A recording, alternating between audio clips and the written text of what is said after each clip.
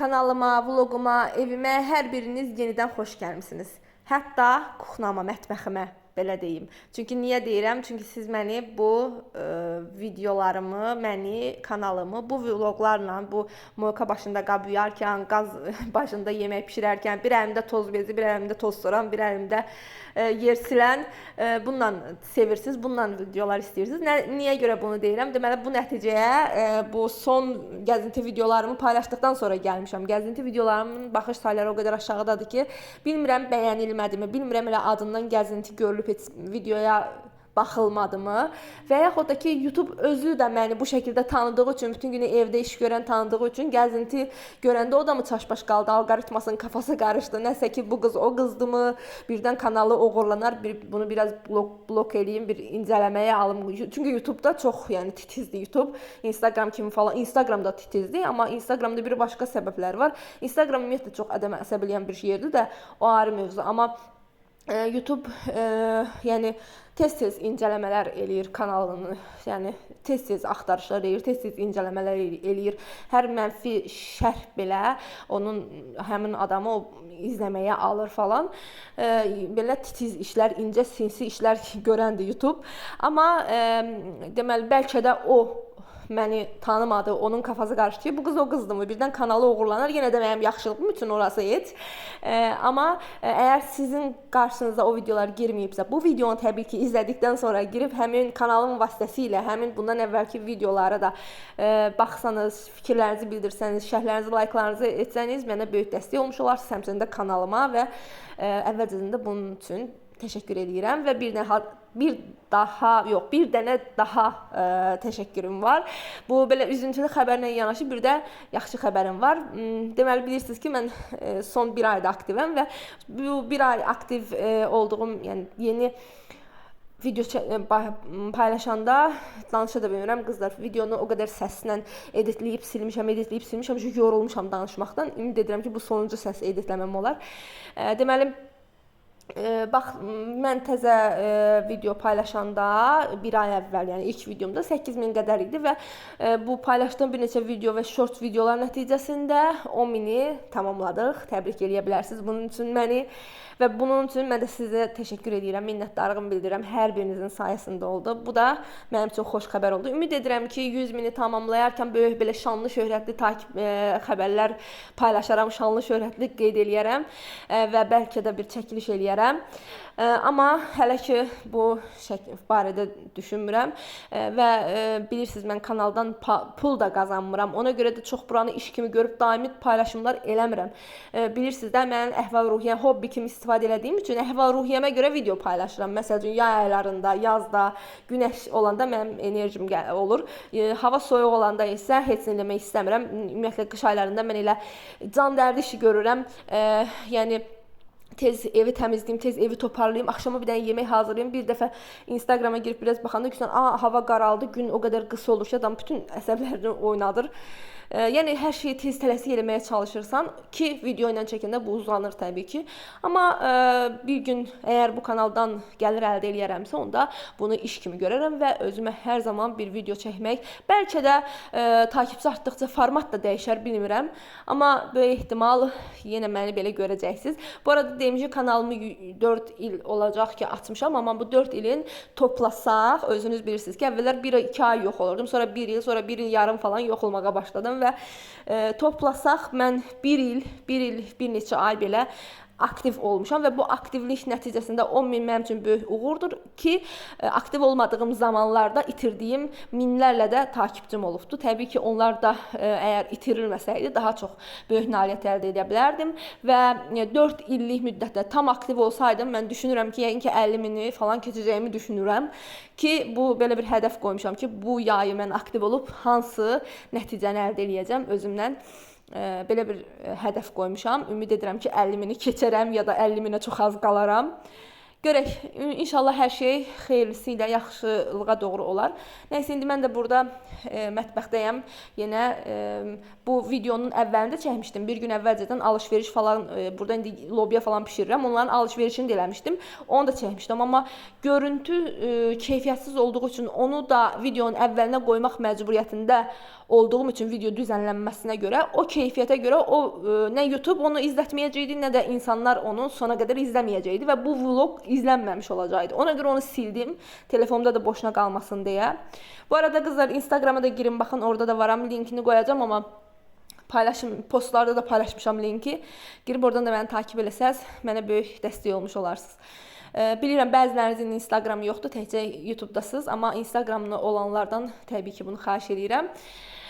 Bugün də burada lobya bişirirəm. İndi mənim səsimə yox, görüntülərə fikir verirsinizsə, deyəcəksiniz ki, bu qız necə lobya bişirdi görəsən, hamısını qatdı qarışdırır. Deməli, mənim böyüdüyüm, doğulub böyüdüyüm evdə mamam gil, nənəm lobyanı necə bişirirdi? Lobyanı pörtlədirdi, yəni əlavə soğança, tomatı, pomidoru, bibəri hazırlayıb, sonra pörtlənmiş lobyanın suyunu süzüb, ora əlavə edirdi, yağını, duzunu, tomatını, nə isə də, yəni ədviyyatını yeməyi hazır edirdilər. Amma indi lobya körpədir, düzdür, amma onlar körpə olsa da olmasa bəzən eləyirlər. Amma mən evlənəndə belə şəkildə bişirəndə qaynanam dedi ki, lazım deyil də, yəni hamısını belə tök, mən belə eləyirəm, çox dadlı olur. Mən də elədim, həqiqətən dadlı oldu. Elə ondan sonra gördüm ki, ən rahat üsulu budur. Mən də elə o şəkildə eləyirəm. Nə edirəm? Lobyanı doğrayıram, yuyuram, süzürəm, nəsə qazana tökürəm. Üstünə soğanı da doğrayıram, pomidoru da doğrayıram, duzunu, hər şeyini tökürəm. Biraz da su əlavə edirəm, az xodda o pişir. Sonra yağını əlavə edirəm falan. Bəzən olur ki, ət də əlavə edirəm, qızarmış falan. İndi əlavə edəcəydim. Sonra soğansa da onu daha yaxşı olardı. Sonra qərara gəldim ki, elə ət açılmışkən belə biraz dilimliyim. İndi sizin özünüzün zövqünüzə uyğundur. Yəni xırda-xırda dilimləyəndə lobyanın içində görünmür çox da. Ona görə mənim yoldaşım belə böyük-böyük ətli tikələri sevir. Mən də o şəkildə dilimləyib necə deyirlər, duzlayıb əlavə kərə yağında, duru yağda yox, kərə yağında elə əritdiyim, orada kərə yağından tez biraz götürdüm, onu da qızartdım.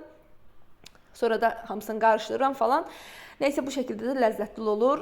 Sizə də tövsiyə edərəm. Deməli, yağı da son zamanlar yağ əritmə üsulu öyrənmişəm. Nə edirəm? Bəlkə short videomda görmüş olarsınız. Paylaşmışam çünki short formada. O haqda da videonun sonunda da danışmışam, ətraflı göstərmişəm səsli şəkildə. Orada izləyə bilərsiniz ki, bunu saxlayıram ora, özünüz yəni sonacan izləsəz görəcəksiniz. Normalda yəni belə kərə yağını bəzi adamlar ümumiyyətlə heç əritmirlər, elə o şəkildə istifadə edirlər. Amma mən öyrənmişəm, əridirəm. Bu kərə yağının içində ayranı, şoru çox çıxdığı üçün mütləq əritmək lazımdır deyə düşünürəm. Odur ki, həm də biraz iyi olur da, kərə yağının iyi gəlir, necə belə ayran iyi verir. Ümumiyyətlə, mən nəinki kərə yağını, o aldığımız yağları da əridirəm. Yəni, nəsə o öyrəşmişəm də o şəkildə istifadə edirəm. Belə qablarda qalanda, paketlərdə hər dəfə əlim batır falan, mən onu həm də ki, elə bir ki, yağı çox itiyə gedir kimi gəlir mənə. Ona görə belə öyrəşmişəm, bu şəkildə də eləyirəm. Siz də öz fikrinizi deyərsiniz. İndi burada da asan yolunu öyrənmişəm. Onu necə suyunu, ayranını yağdan ayırmağın praktik yolunu. Və təbii ki, qazda qızartma edirsənsə, gərək sarı bezi əlinə yapışa. Çünki yağ donmamış, bərkiməmiş, o silməlisən. Qazın da üstündən əlavə yanında nə qədər qab-qacaq var, hamısını batırır. Yağımı tam əridirəm.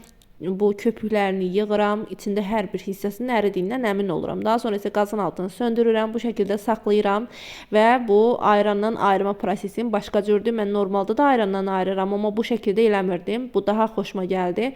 Bu şəkildə bir dənə belə stəkan, amma stəkan uzun olsun. Yəni kənar hissəsindən, ortadan yox, kənar hissəsindən belə yağ hələ donmamışkən qoyuruq və bu şəkildə bunu yağı dondururuq. Əgər ki bir metal stəkanınız varsa daha yaxşı olar. Çünki donandan sonra kobud hərəkət edib stəkanı qıra bilərsiniz. Amma metalı kəlpətinlə falan çəkmək olur. Mən bunun içərisinə biraz qaynar su, stəkanın içərisinə divarlardan, çaynikdən qaynar suyu belə içəri izlən divarlarına incə-incə tökə-tökə, fırlaya-fırlaya tökdüm və stəkan istərsiniz isindi və yağın içindən rahat şəkildə çıxır. Bu şəkildə görürsünüz, rahat şəkildə çıxır.